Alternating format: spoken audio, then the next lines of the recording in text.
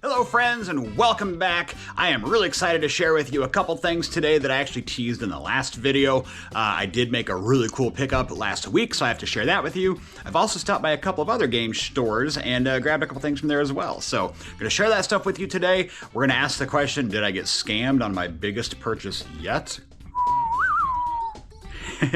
And you can see around in the background there, I got Star Fox going on, one of my favorite games. So thanks for clicking on the video. You have officially leveled up and you've unlocked nostalgia. Stay tuned. It's me, Some bald guy or something. So I'm in a mall in St. Cloud, Minnesota. I found this place called High Score Games right behind me. And they have a copy of something that I think I need to get a hold of. I'm gonna go in there and see if I can make a deal on it. Right back. A few moments later. So what were the games in question that I picked up from that game store? Well, first and foremost, I've got my all-time favorite game on the Nintendo 64, Star Fox. Now, I did pay $39.99 for Star Fox. I know that's a little bit inflated. You can find it on eBay for a decent bit cheaper than that. You can find it on like Facebook Marketplace for a lot cheaper than that, but I was in the store, I saw they had it, and I wanted to make sure I got a good copy of it, so I grabbed that. Now, the second one, the big catch, right there, Conker's Bad Fur Day. If you know anything about Conker's Bad Fur Day, and I'm sure you do because you're watching this channel, it's getting kind of hard to find this game. It's very, very rated M. It was a very unique game on the Nintendo 64, and it's one that I think everybody should have in their collection. Now, I did pay $139.99 for this game, which is crazy to think that, $140 for a Nintendo 64 game, but it's getting hard to find. Also, there are reproduction games out there. I went to a local shop pretty close to my house and they had this for $40, but it was clearly marked as being a reproduction. Reproduction games are big business, but they can also be a big problem if they're not properly marked. So I do want to open this game up and make sure I didn't get scammed. So that's what we're going to do today. Also, I went to that other local shop where I saw the reproduction Conker's game and picked up a Game Shark. Now I've heard, I haven't actually done anything with this yet, but I have heard that Game Shark has the ability for you to potentially change the resolution on some of the games, or add or do away with interlacing to potentially improve the screen quality. On my big old flat screen TV, we're gonna mess with that and see, but I never had a Game Shark. I wanted to pick it up, $20, I can't go wrong with that. And finally, last but certainly not least, at that local game shop, I picked up my expansion pack.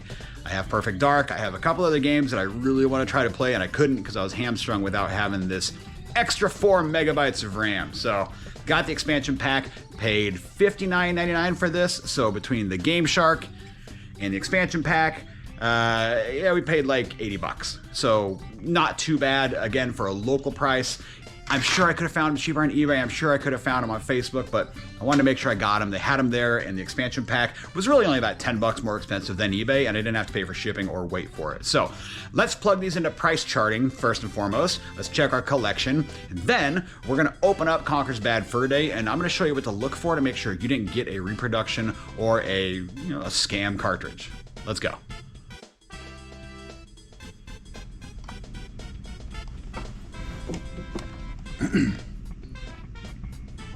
Okay, so if you want to open up a game, you're going to need a game bit. I will link this in the description below. They're only a couple bucks. You can get them on Amazon.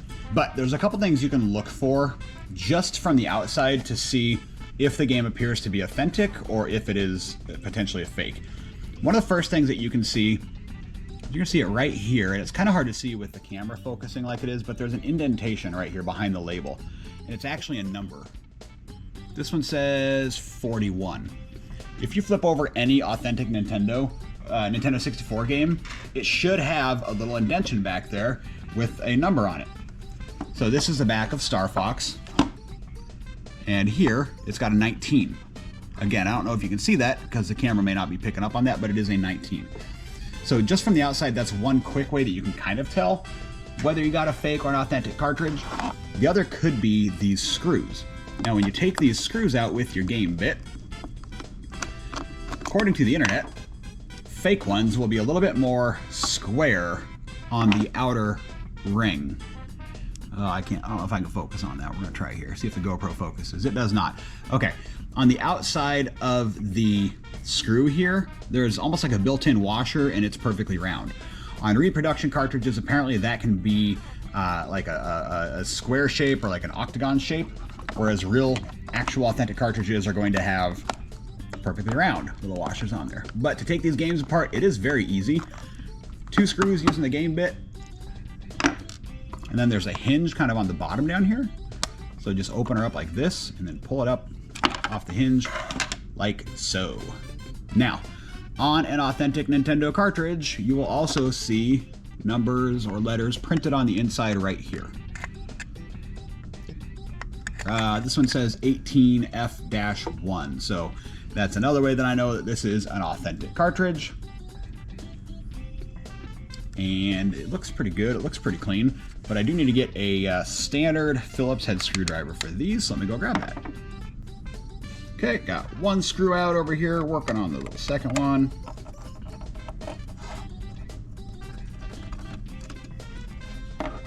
And then this takes off this little shield here. There we go. Okay, shield is off. We're looking at the actual game board here, and you do notice it does say 1996 Nintendo right here printed on the board. So that is the most surefire way to determine that this is, yes, in fact, a real board. So, good thing I paid $139.99 for this game, and it's real. We'll take it. Alright, so I have to apologize for the massive glare off my dome. It's actually sunny today, which is crazy for this time of year. Anyways, looking at price charting here. I have added in my Conker's Bad Fur Day that I got for $139.99. Its actual value right now, $131.12. So even paying retail price for that wasn't too bad. The Game Shark, I paid $20. It's $17.99. So again, not too overly inflated in that price there. And if we go through the rest of the stuff here, it looks like we actually made a pretty good investment with some of our other games. So Perfect Dark has gone up in value a little bit. Rush 2 has gone up in value a little bit. So the overall value... Oh, actually, you know what? I forgot to put in Star Fox. What am I thinking? Let's do Star Fox here. Star Fox 64. Perfect. We're going to add that to our collection. Oh, that one looks like I may pay a little bit too much. That's okay, though. Normal wear. We did pay $39.99 for it. And we did buy it about a week ago now. Perfect. Okay, so Star Fox, a little bit of a bath, but that is okay. Again, I said Star Fox is one of my favorite games. On the 64, I would gladly pay that. Because it's a wonderful game, and I know it's real and legit. So that did hurt our profit a little bit on our collection, but we're still up $27.76 after that massive haul that we got off of Facebook Marketplace. So not too shabby. I'd say all in all, this is pretty good collection building so far. The next video is going to be a big one, guys. So I'm telling you right now, like this one, subscribe to the channel. I am going to go through in depth how I am hooking this thing up to my 75-inch TV to make it look good. I am using upscalers, I'm using an internal HDMI mod, and I actually have a scan line generator, which is hopefully kind of cool, that should be arriving today. So I'm going to be putting all that stuff through the test to see how I can get the best image quality for the Nintendo 64 possible on my giant TV. And when I say best, that's subjective. I'm not trying to make it look like a PS5 game. I just don't want it to look like a pixelated piece of garbage that's 25 years old up on a TV that's, 3 years old. So I'm going to be going through all that stuff in the next video. So like, subscribe, comment. What else would you guys like to see on the channel? I'm going to keep hunting games. I'm going to keep going out and about trying to find things to build my collection. We're also going to do a video where we talk about what that collection is going to be. So we need to add some games to that. So if you have any ideas on what absolutely has to be in my Nintendo 64 collection, drop me a comment below. Otherwise, short video today, but thank you guys for watching. A big video coming up next. So please like and subscribe and add this channel to your favorites. Appreciate it. Until next time, keep gaming. We'll talk to you soon.